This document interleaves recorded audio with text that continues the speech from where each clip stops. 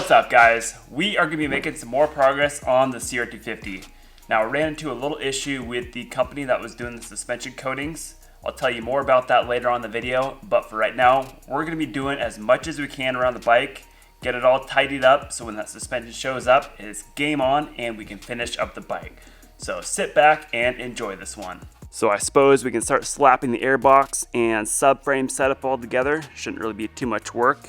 Got a nice stock airbox and stock subframe. This airbox is all sealed up to stop that sealing issue that the CR250s have. For air filter, got a Pro filter here, as well as a filter skin. These are super handy to have. So I'm gonna get this setup all bolted together. Can't forget about this little plastic shield. I'm not really even sure what this little shroud actually does. If any of you guys know, write it down in the comment section. I've always been curious what this thing is for.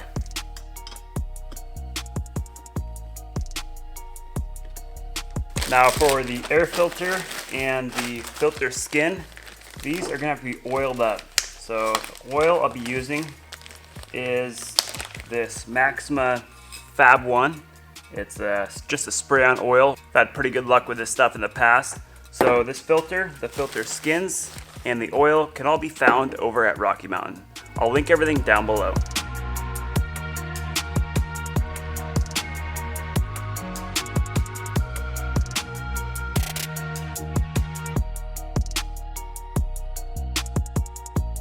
So you want to spray the filters until you have a nice consistent color on them.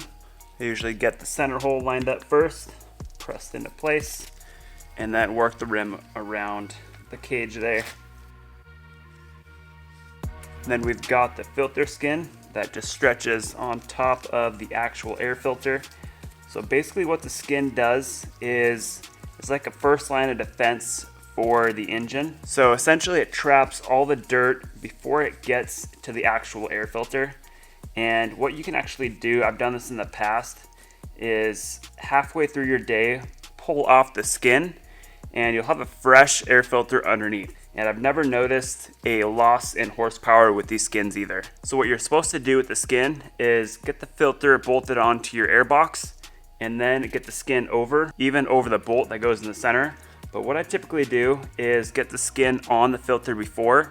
These CR airboxes are really tight. So what I'll do is get the skin on beforehand, poke a little hole for the bolt, and then install this whole setup into the airbox. You can just take the filter bolt, poke it through. You can see it's still completely sealed around the bolt, so no gaps there at all. And one last thing we're gonna do before we pop the air filter onto the airbox is put a little bit of grease around the rim of the filter. This just ensures that no dirt can get through the sealing surface there. So that's really all the grease you need right there. This is kind of the old school method. A lot of people don't put grease on the rim of the filter anymore, but it's still something I believe in and something I've done on my bikes for a while and always had good luck with it. And then into the airbox we go. So all you have to line up is a little peg with the airbox, and once you have that, you're pretty much golden. Now the last thing we have here is a mud flap. I snagged this one from Rocky Mountain as well. Now just for temporary, I'm gonna slap this setup on the bike just to get a rough idea how it's gonna look all together.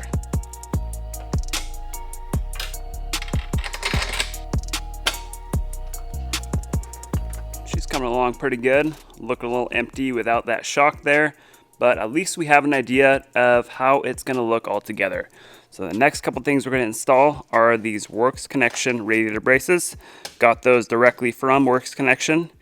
Got an Hilo hour meter. This is a pretty cool one, wireless. Can't wait to test that out. And then we've got a Tusk radiator cap. This one has a gauge on it, so you can see exactly what temp your bike is running at. The first thing I'll be installing are these radiator braces, and of course, like usual, I'm going to spice them up with some Cerakote.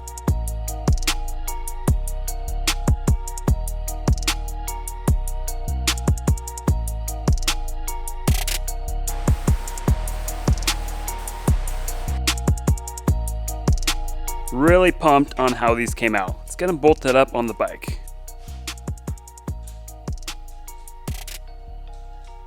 Man, those look trick on there. Adds a nice little touch to the bike, and they match the black radiator guards as well. So they actually use the existing shroud holes. They supplied a little longer bolt for the front hole, but yeah, pretty pumped on how they fit. Both sides just line up perfect. So these braces are going to prevent your radiators from caving in. I don't know if you guys remember these radiators, how they looked before, but they were caved in, all twisted up, and so the braces are the ticket for that. And then say if you hit something with the radiator, like a tree or what have you, the radiator is not going to bend back and forth. It's got a really nice support with that brace there. Next up, we've got this Niemela Concepts wireless hour meter. Never used one of these before, so let's go ahead and check it out, see how they work. So yeah, no wires. Not sure what's all involved with this setup. Got some sticky tape, got some screws. Yeah, absolutely no wires whatsoever. Pretty cool. They even give you a little logbook to keep track of your maintenance on here. So I believe this meter works off the vibration of the engine, and it says it works for both 2-stroke and 4-stroke. So we're in luck. Now it says to reset the meter before using it.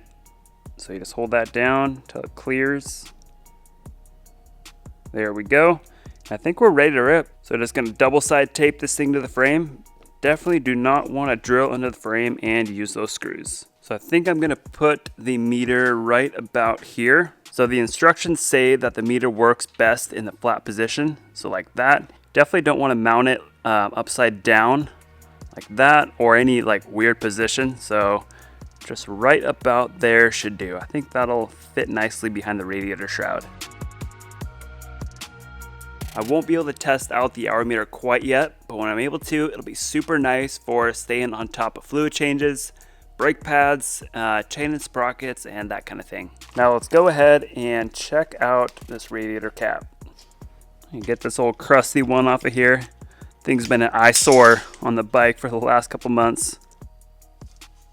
Yep, fits just like the stock one, but once again, I won't be able to test that out until I get the bike going. Looks pretty cool in there. I'm sure it works really good as well. So I will drop a link down below to where you can find the hour meter, the radiator cap, as well as these radiator braces we just installed. One more thing we can do while we're waiting on the suspension parts is install a new seat cover. The one we're going with is a Moto seat. Best in the game as far as I'm concerned. So I'm going to start loosening up these staples on the bottom side and pop this old cover off of here.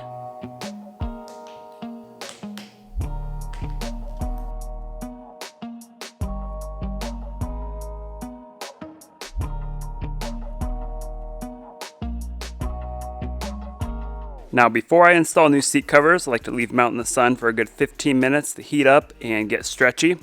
And then as far as staple gun, got one from Harbor Freight here. Have good luck with that. And I use 1/4-inch staples. Now I like to begin by fitting the front of the cover over the seat. Make sure, get everything all squared up there. And then it's pretty common to have a little extra squish up top here. You know, there's a sewn seam there. And sometimes you gotta kind of mess with it to get it to look good. So I'll roll it over, kind of pinch it right where I want it, and then I'll throw a staple in it to hold it. I'll put maybe like 3 or 4 staples up front to hold it, and then move to the back of the seat. With the front stapled down, I'm gonna pull the back of the cover toward the rear, make sure it's centered up. You don't wanna pull it super tight, just to where it's taut like that. And then flip it over and toss a couple staples in it. Now we're gonna move up to the front again, and I'm gonna work the cover over the sides of the front.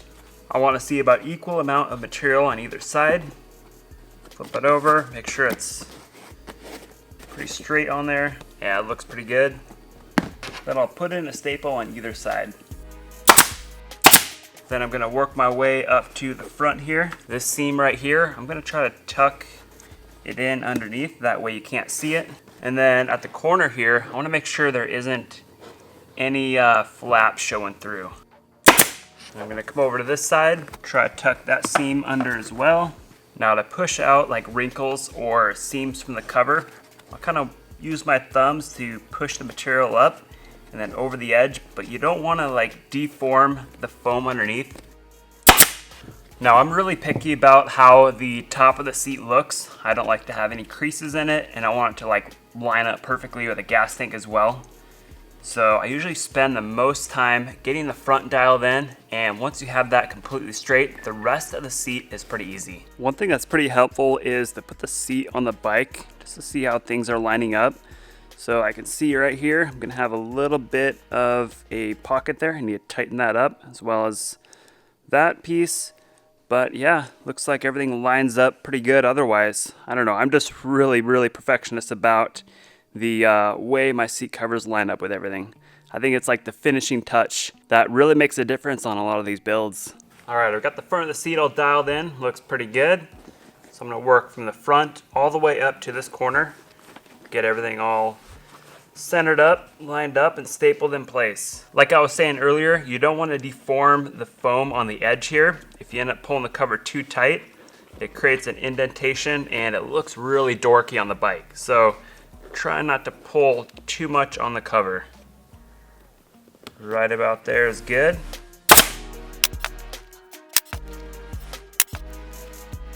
And then on this side, I'm going to pull a little bit tighter. So I've got the front portion pretty much done. Keep in mind, it doesn't need to look pretty on the bottom side. You're going to have a lot of staples and wrinkles and just loose fabric. So as you're doing this front section, you'll notice there's still gonna be a little bit of material here that you can pinch and maybe some wrinkles. But as you tighten backwards, I'll show you here, all those are gonna go away. You can see it's a nice tight fit right there. Keep in mind, as you get closer to the corner, try not to staple too close to the edge here. That could poke all the way through into the foam and through the cover. And as you're riding, that's gonna tear up your leg pretty bad.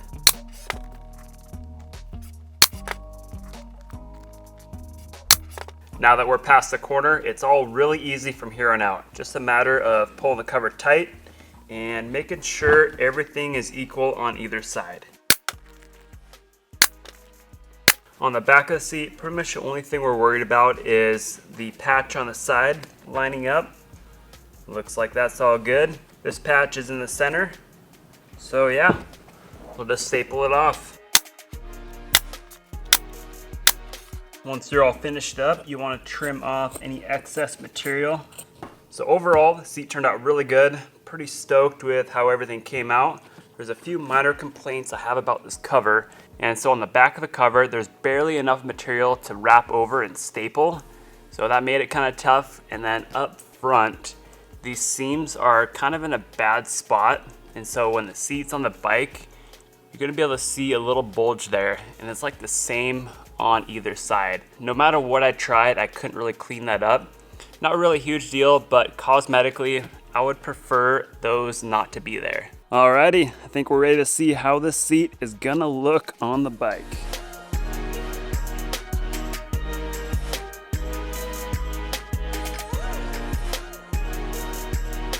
Insane, guys. I am really digging that seat cover. It's a shame though, I don't think it's gonna stay clean very long, because I just crap my drawers looking at how good this thing is coming along. I'm freaking pumped. So you can kind of see what I was talking about with the seam on the seat. It's poking through a little bit. I think the shroud should help cover that up. It's kind of the same scenario on both sides here. Poking through just a tiny bit, but honestly, not really that big of a deal. All right, so now for the story about the suspension parts. So I sent these out to a company down in California about 5 or 6 weeks ago. I think they had the parts for about a total of 5 weeks and they actually never got them done. I was quoted $250 for the parts up front. That was their minimum charge. And when they received the parts, they doubled that quote on me. They said, oh, we're gonna charge you $500 now because our equipment lease went up, which I was really pissed about. And I was like, all right, I just need the tubes done. So get them coated. A couple weeks went by, they actually never got them done. And the guy tried to do them and he ended up failing at doing the coatings, which, I mean, that's what your job is. You do coatings and you fail to do it and you're gonna charge me double. So I said, send it back to me. I'll go find someone better. And that's what I ended up doing. I looked around, found SGB Racing out of Maryland. They do some really cool colors. Sent them out a couple days ago and they said it's gonna be about about 2.5 weeks before I get them back. So yeah, that's the story behind the suspension. But I think in the end, it'll work out for the better. I'll have a better coating, I'll have a cooler color, and it gives me a little bit more time to focus on my health, focus on some other things on the bike as well. So moral of the story is, do your research before sending your parts out to a company. Make sure they're credible. If there's any kind of red flags that pop up, listen to them. I had a few things that came up and I just kind of ignored them. Completely my fault. And so definitely do not use a company like West Coast PVD in California. That's who tried to do my coatings the first time. And go with someone within the industry like SGB that knows kind of the tolerances and what you're doing with the coating.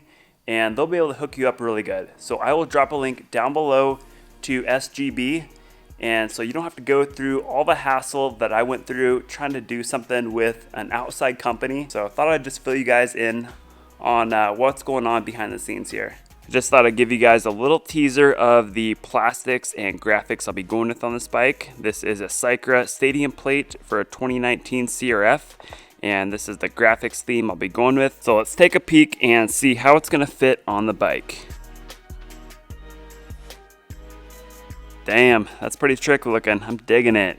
But that's about all I can do on the bike for today. Thank you so much for following along with this build. I'm really pumped how this thing is coming along. And you guys better stay tuned for the upcoming weeks as we finish up this project. I'll see you guys next time. Keep it prime.